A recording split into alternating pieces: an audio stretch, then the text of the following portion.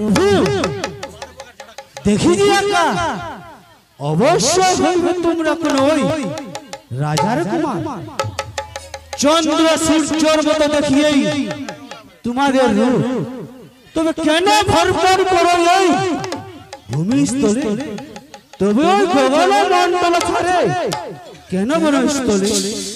কোথায় ঘর, কি কারণে হেথায় আগমন?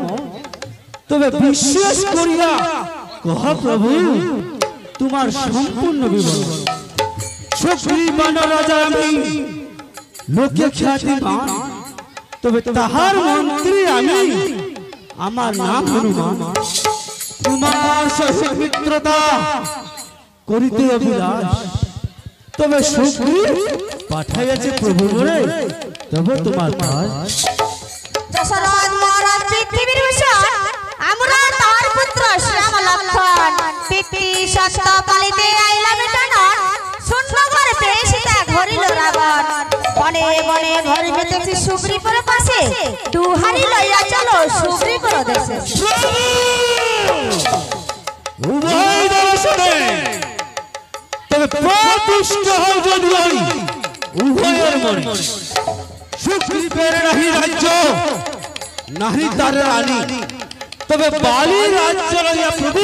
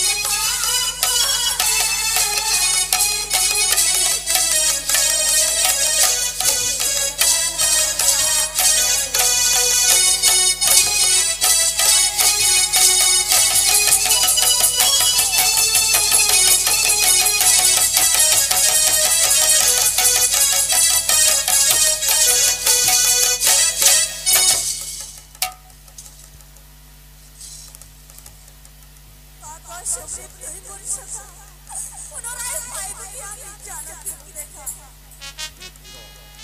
অবশ্যই জানকীর দেখা হবে, অবশ্যই জানকীর দেখা হবে। যথায় তথায় দর্শে সবিষ্ট রাবণ, সর্বংশে মানবতার জ্ঞান মন্ত্রগণ, খানা বলে মিত্র অগ্নি শাস্তি করি, অবিলম্বে উদ্ধার তব সুন্দরী।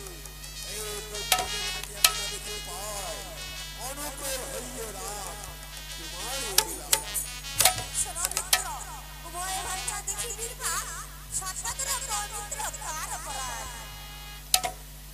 মিত্র আমি বিবাদ হইলাই বিশেষ করিয়া নই সুরভমণি অক্ষয় নামে ছিলাম রাজগণের প্রতি।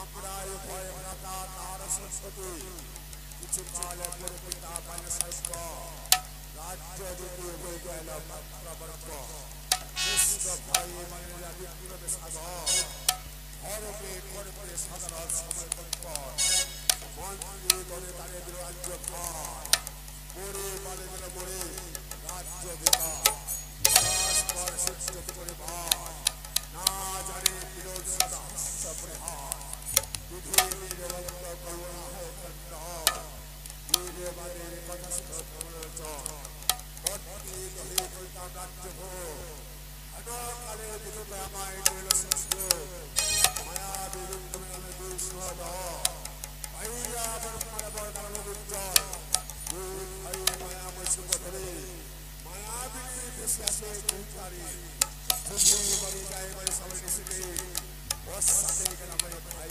রবি চন্দ্র শ্বশুর আলো যায় দেখা দেখি যুদ্ধে প্রত্যেক করে আমরা পাঠিয়ে বালু বলে থাকা ভাই সমস্ত দাঁড়ে যাবত্য তারা পারে এসেছে তাবত্য না রক্ষাই সরত্ব দাঁড়ে আমি বলে গত্য হরিণে সংস্থা না প্রবেশ যতবারে প্রয়োগে আসে সারি ওর প্রেস প্রয়োগে তৎকালে সেখানে এক বছর সাক্ষাৎ হইল করে বাজে সর্বত্র দেখিয়া বলে সে বিষয় সবে বলে বলে রাজা পরমেশ্বর আপনি পুস্তক কোথায় গেলে বাজে যা চেষ্টা সাগর অন্ত দরিয়া পেলাম তাহার বিধানে আমায় কইয়া যা সাত পাত্র ঘুরে আর পবিত্র মানে আসে ধরে বাড়ি করে রাজা দেখিয়া করে গালাগালি পবিত্র ডাকে সবারে সবার সম্পত্তি কালী দিনে আমারে পায়ে করে পেলাম ভবিষ্যৎ সাজা হইয়া থাকে দাদা হতক অপরাধ যতবার করে আসে পারে চারে দুষ্ট যে খানে সেখানে আর না দেখে বলুন ধরে দেখিয়া বালক ভয় হয়ে পড়ে বলাইয়া আয়না দেবী এই আমি আমি ভয় করাবি মনে মনে তুই আমি হইয়া পড়াবি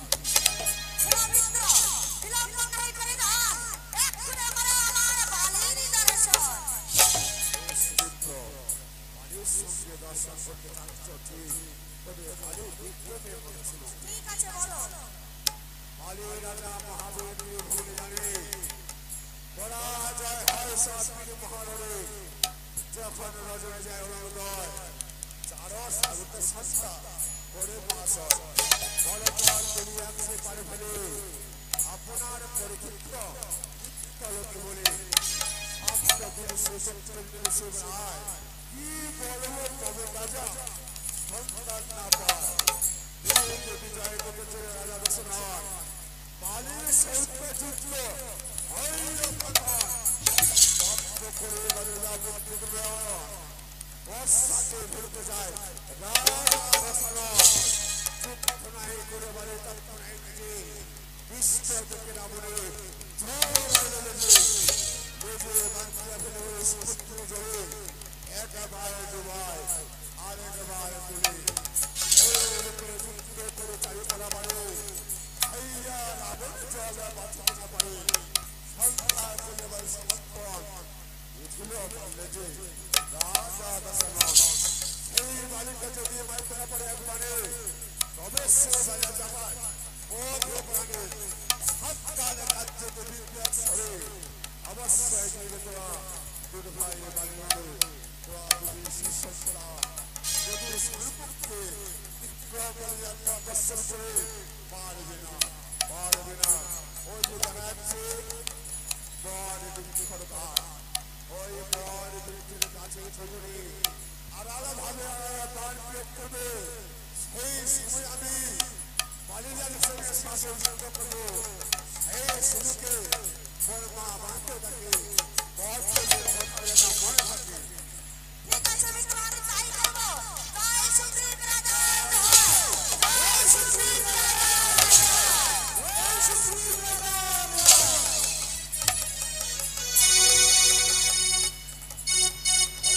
চঞ্চল বলরা ওরে আকাশে চঞ্চল বলে কোথায় চঞ্চল বলে ওরে আকাশে চঞ্চল বলে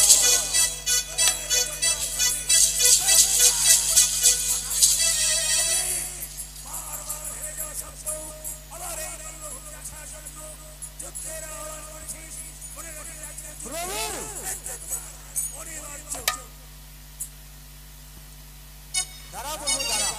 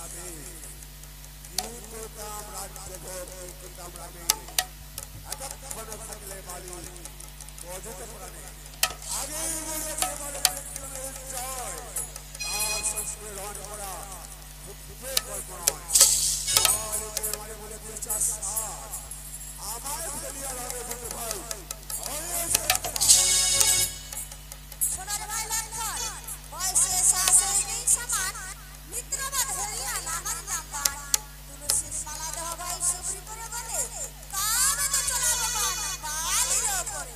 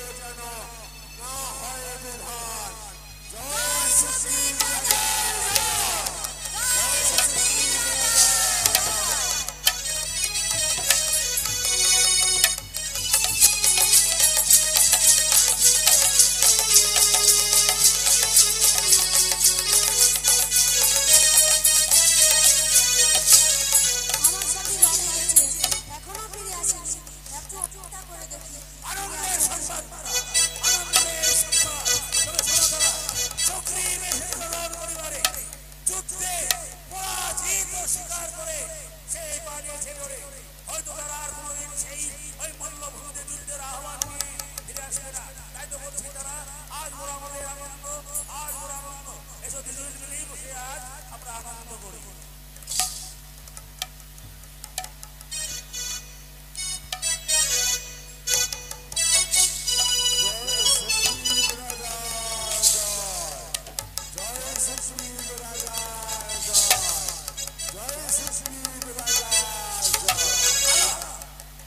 আর আমাদের আনন্দ করা হলো না, বারবার ওই সঙ্গীত আবার মল্লভূমিতে যাওয়ার জন্য যুদ্ধের আহ্বান করছে। তাই তার বেশি বিলম্ব করবো না, এই মুহূর্তে ছুটে যাই আমি ওই সঙ্গীতের রণক্ষেত্রে। না দাদা, তুমি আমায় বাধা দিও না, আমাকে সেই মল্লভূমিতে যেতে যাও।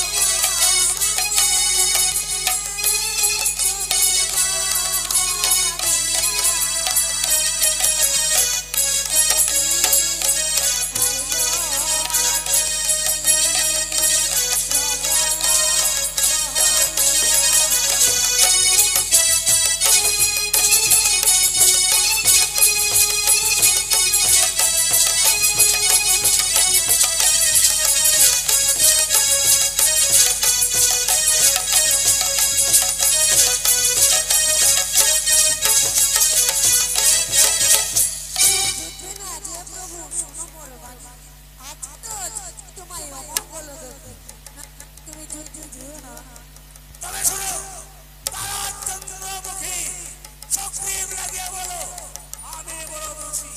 তাই জানো মারতে গেছিলাম পাতালে, রেখেছিলাম সক্রিয় চঞ্চলকে ওই সুরঙ্গের ধারে।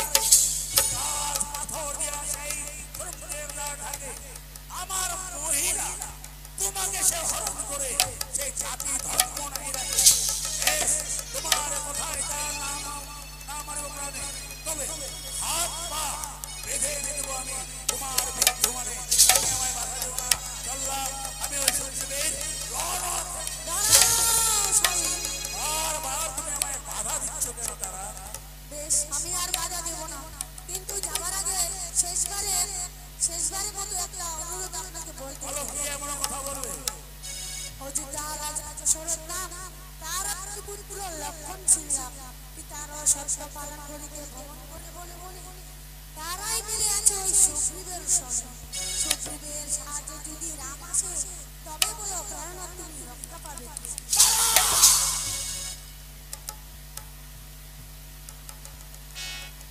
কেন তুমি আমাকে অসত বচন মারিলে শ্রীরাম আমাকে কিসের কারণ? সত্যবাদী রাম সত্য ধর্মময় সত্যের কারণে তিনি আইলে নব। আমি দোষী নাহি রাম আমার উপরে রুষে বেঁধেছে। যতবার বড় তারা ওই রাম যদি আসে তবুও যদি সুগ্রীবের সাহায্যে আসে রাম যুদ্ধে পরাজিত স্বীকার করবো না আমি করিব সংগ্রাম। তুমি আমার যাত্রাকে বাধা দিও না। বললাম আমি ওই বল্লভকে সুগ্রীবের রণক্ষেত্রে জয় বলি বাজার জয় জয় বলি বাজার জয় জয়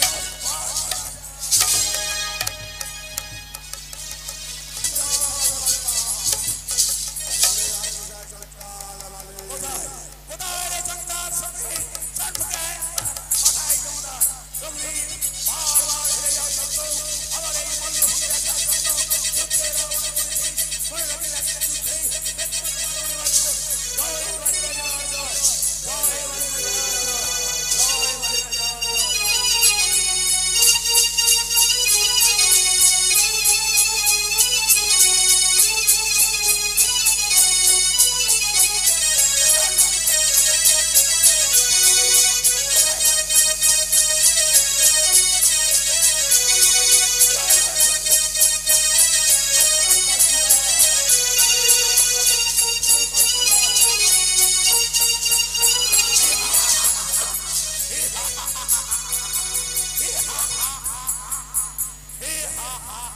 সুগ্রীব মৃত্যু দিলে তোমাকে আমি এই মুহূর্তে মৃত্যু দিতে পারি, তবে মৃত্যু আমি তোমায় দেবো না। কারণ তোমার হস্ত থেকে লৌহ মুদ্রার ভূমিস্থলে পড়ে গেছে, তাই তুমি নিরস্ত্র। তাই আমি কোনো বীরকে নিরস্ত্র অবস্থায় মৃত্যু দেই না। আজ যদি তোমাকে নিরস্ত্র অবস্থায় মৃত্যু দিয়ে থাকি তাহলে বীর নামে আমার হবে কলঙ্ক। তাই আমি কোনো বীরকে নিরস্ত্র অবস্থায় মৃত্যু দেই না। বেশ, লৌহ মুদ্রার যখন তোমার হস্ত থেকে ভূমিস্থলে পড়ে গেছে, আমি আমার হাতে লৌহ মুদ্রার এই ভূমিস্থলে ফেলে দিলাম। বল কিভাবে যুদ্ধ করলে তোর মন খানা সন্তুষ্ট হবে?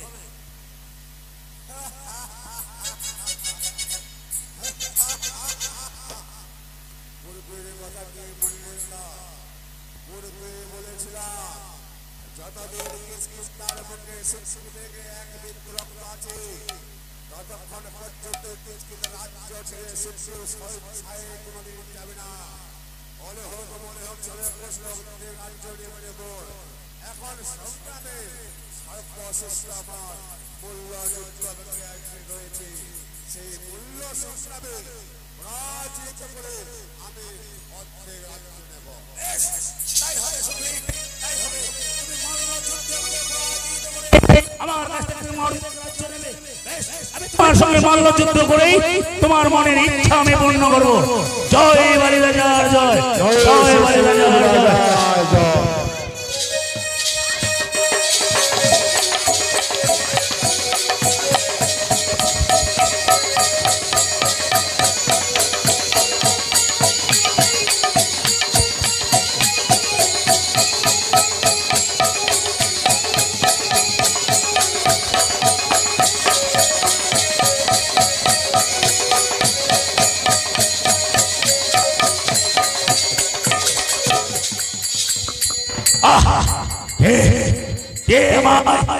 লুকাবানে মৃত্যু দিয়েছে। আমি তো কাউকে আমার সম্মুখে আমি দেখতে পাচ্ছি না। কে আমায় লুকাবানে মৃত্যু দিয়েছে? আমি করি অনুমান, অনুমানে বুঝতে পারি এ তো শ্রীরামের বাণ। কোথায় রামচন্দ্র, তুমি কোথায়? একবার আমার সম্মুখে এসে আমায় দেখা দাও রামচন্দ্র। তুমি একবার আমাকে দেখা দাও। আর সহ্য করতে পারছি না, আর সহ্য করতে পারছি না।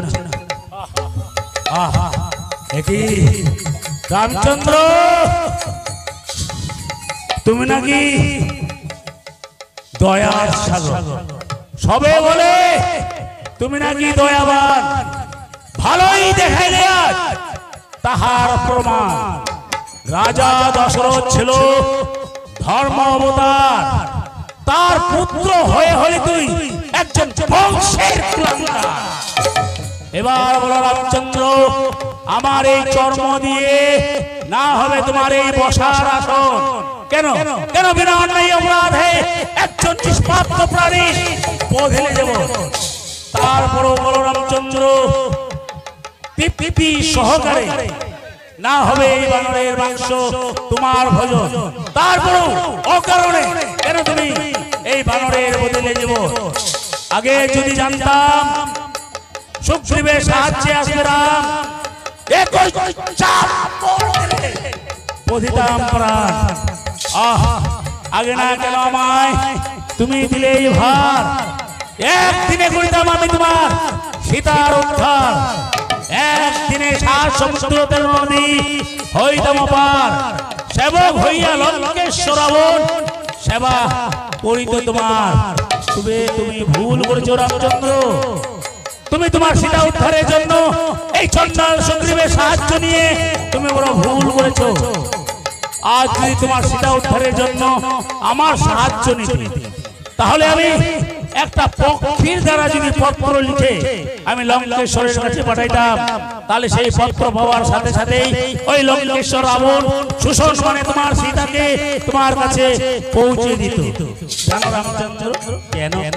বলো বলি কেন? শোনো রামচন্দ্র, তপস্যা করেছিলাম আমি ওই সাগরের তীরে। দিক বিজয় জয় করে সে লঙ্কেশ্বর রাবণ তপস্যা ভঙ্গ করেছিল আমারে। সেই কবে লঙ্কেশ্বরের আমি জড়াইলাম লেজে, লেজে জড়াইয়া ডুবাইলাম তাকে আমি সাগরের জলে। জল খাইয়া লঙ্কেশ্বর রাবণ বাঁচিতে না পারে, পরাজয় স্বীকার করিল সেই মহারণে। লঙ্কেশ্বর বলে ক্ষমা করো বিরাজ, ধরি তোমার দুই চরণ। যখন যা আদেশ করিবে তা আমি করিব পালন। তাই বলছে রামচন্দ্র, তুমি তোমার সীতা উদ্ধারের জন্য এই সুগ্রীবের সাহায্য নিয়ে তুমি বড় ভুল করেছো। আজ আমার সাহায্য নিলে একদিনেই আমি তোমার সীতাকে উদ্ধার করে তোমার পশ্চাতে আমি প্রতিষ্ঠা করতাম। তাই বলছি রামচন্দ্র, তুমি বড় ভুল করেছো। বালি হই স্থির, বানর জাতির মনে তুই বড় বীর। আমাকে শোনালে অনেক ভর্সনা, আর যদি থাকে কিছু কৌকৌ বচনা। না না না, তুমি এই কথা বলো না রামচন্দ্র, তুমি ও কথা বলো না। ক্ষমা করো রাজপুত্র, ধরি তোমার এই দুই চরণ। বলিলাম ব্যথিত হয়ে তোমায় না রামচন্দ্র, তুমি দুঃখ পেও না রামচন্দ্র, তুমি দুঃখ পেও। কোথায় তারা? তারা তুমি কোথায়? তুমি একবার তোমার স্বামীকে মল্লভূমিতে দেখার জন্য ছুটে এসো। তারা তুমি একবার তোমার স্বামীকে মল্লভূমিতে দেখার জন্য ছুটে এসো। তুমি বারবার আমাকে নিষেধ করছো, আমি তোমার কোনো নিষেধই মানিনি। আমি তোমাকে বলেছি পৃথিবীর কোনো বীর আমাকে মৃত্যু দিতে পারবে না। তাই তো আজ আপন জনেই শত্রু হয়ে আমাকে মৃত্যুর মুখে তুলে দিয়েছে। তারা আজ মৃত্যুর মুখে তুলে দিয়েছে। কোথায় তারা? তুমি একবার তোমার স্বামীকে মল্লভূমিতে দেখার জন্য ছুটে এসো। আজ তোমার স্বামী মৃত্যু শয্যায় সজ্জিত, তাই একবার তুমি তোমার স্বামীকে দেখা করো, ছুটে এসো। তারা তারা তুমি কোথায়? তারা তুমি কোথায়? তারা তুমি কোথায়? তুমি একবার তোমার স্বামীকে দেখা করার ছুটে এসো। তারা তুমি একবার ছুটে। আজ রামচন্দ্রের সীতাকে লঙ্কেশ্বর রাবণ হরণ করিনি।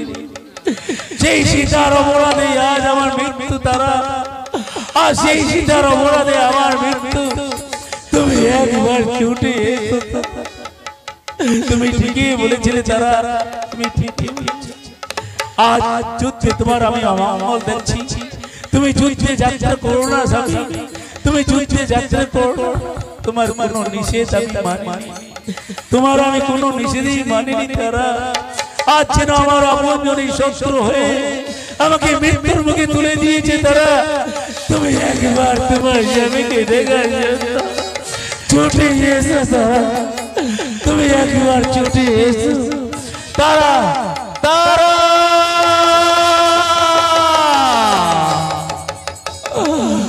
তুমি কোথায় তারা? তুমি একবার আমার পুত্র অঙ্গদকে নিয়ে এই মল্লভূমিতে ছুটে এসো তারা, তুমি মল্লভূমিতে ছুটে এসো তারা। তারা তুমি কোথায় তারা? তুমি একবার তোমার স্বামীকে দেখার জন্য ছুটে এসো তারা। তারা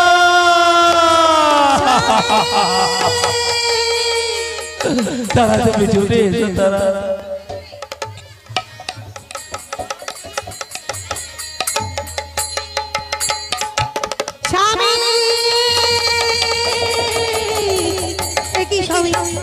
তুমি অচেতন হয়ে এভাবে পড়ে আছো কেন?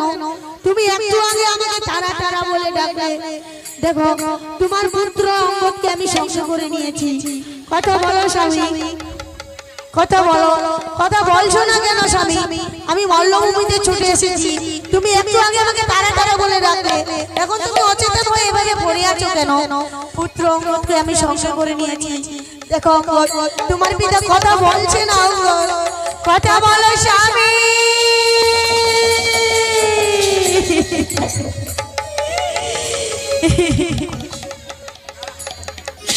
হায় ভগবান এ কি হলো?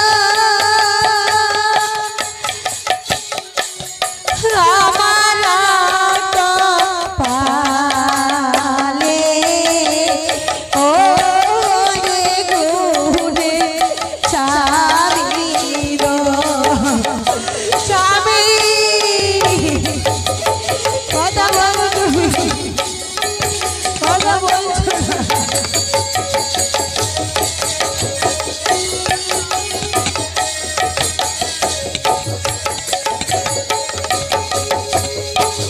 হায় ভগবান এ কি হলো?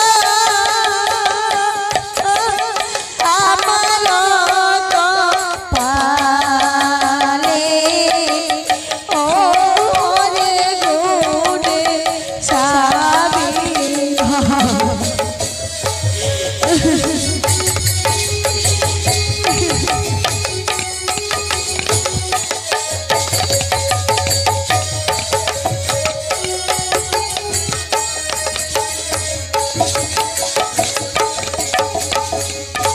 সবরিকের বাদি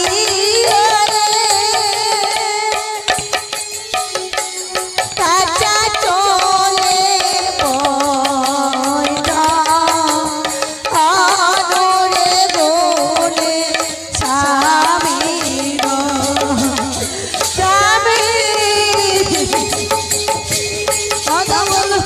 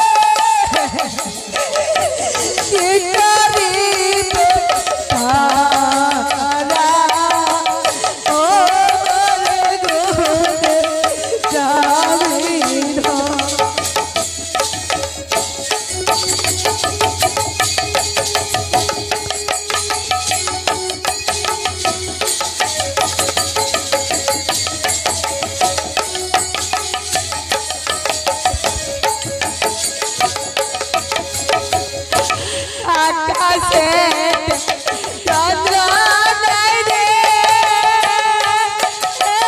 কি করিবে তারা ও রে ঘুরে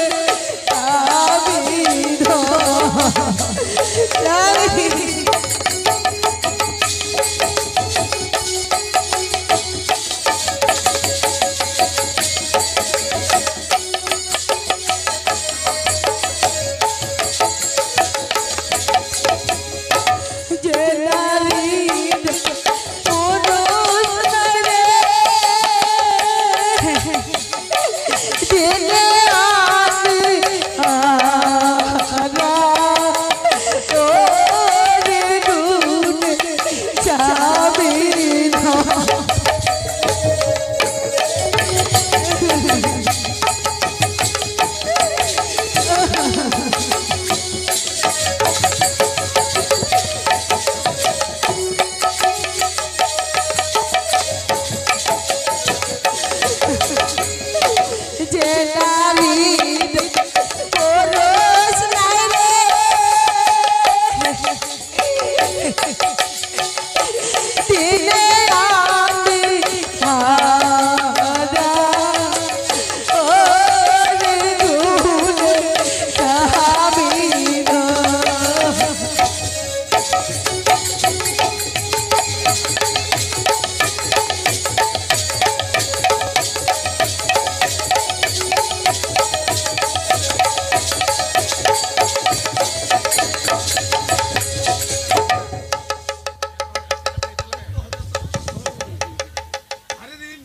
শোনো রামচন্দ্র, প্রভু শ্রাপ দিয়েছে সদয় হৃদয়, আমি শ্রাপ দিব ফলিবে নিশ্চয়।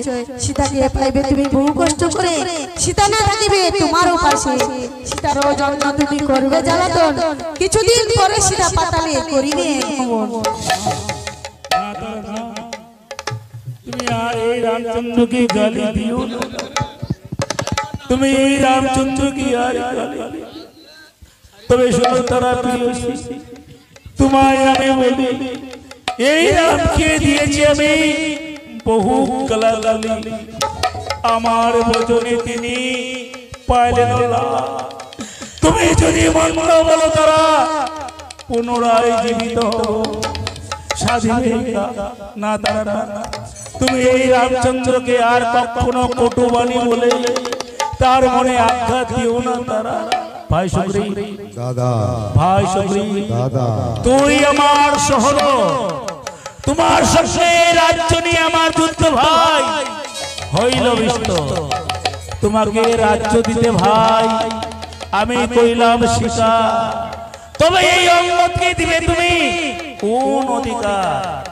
অঙ্গদকে তুমি কোনদিন না দিও তা আমার জন্যই আজ থেকে তুমি অঙ্গদের অভাব। আমি যদি থাকিতাম তাহলে এই অঙ্গদ পুত্র মোর হইতো ভালো।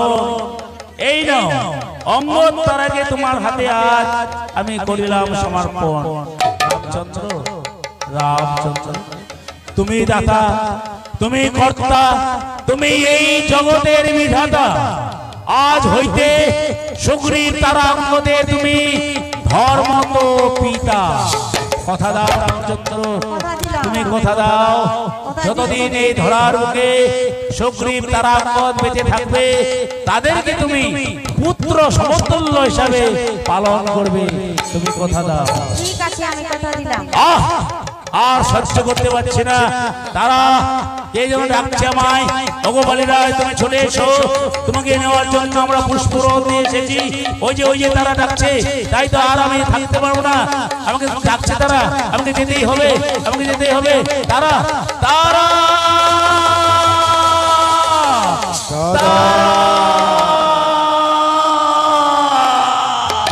দাদা,